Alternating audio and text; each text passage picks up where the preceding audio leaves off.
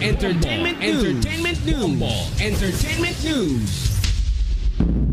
Ang OPM band na Nobita grateful sa mga blessings sa kanilang music career at may look back pa sa naging pagtatanghal sa The Mall Show ng Star FM. May chika dyan ng Star FM Manila.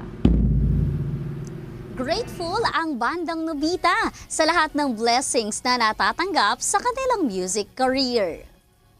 Una na rito ang panibagong milestone na natanggap ng banda matapos kilalanin bilang Diamond Record ang Ikaw Lang na kanilang biggest hit.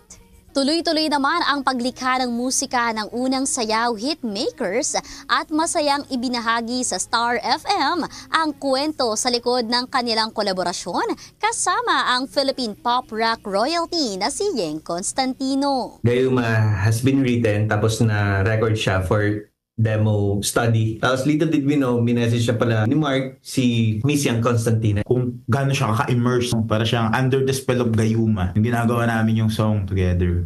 Samantala, nagbalik tanaw naman ang banda sa mainit na naging pagtanggap ng mga kabombo at ka-Star Nation sa nagdaang The Mall Show 3 ng Star FM Manila noong Hunyo. Super na-enjoy namin kapag may mga Mall show. May mga mall shows kami. Sana iba yung energy ng crowd. Kapag may mall show talaga, pinaghandaan namin and kami super looking forward kami. Tsaka napakagaling ang mag-cater ng artist. Yeah. Thank you. Thank you so much po. Nagpasalamat rin ang Nobita sa lahat ng pagmamahal at suportang natatanggap nila mula sa kanilang mga tagahanga. Too good to be true yung natatanggap naming pagmamahal sa listeners ng Nobita. So, There are a lot of things na... we just want to say na na-appreciate namin sila. Thank you. Thank you. Thank you. Thank you, Pagmamahal, Star FM. babies. Thank you, Star FM! Salamat po. Hello, we are Nobita. And you are listening to Star FM. It's all for you. Basta Radio Bombo. Yan ang report mula rito sa himpilan ng 102.7 Star FM Manila. Nag-uulat,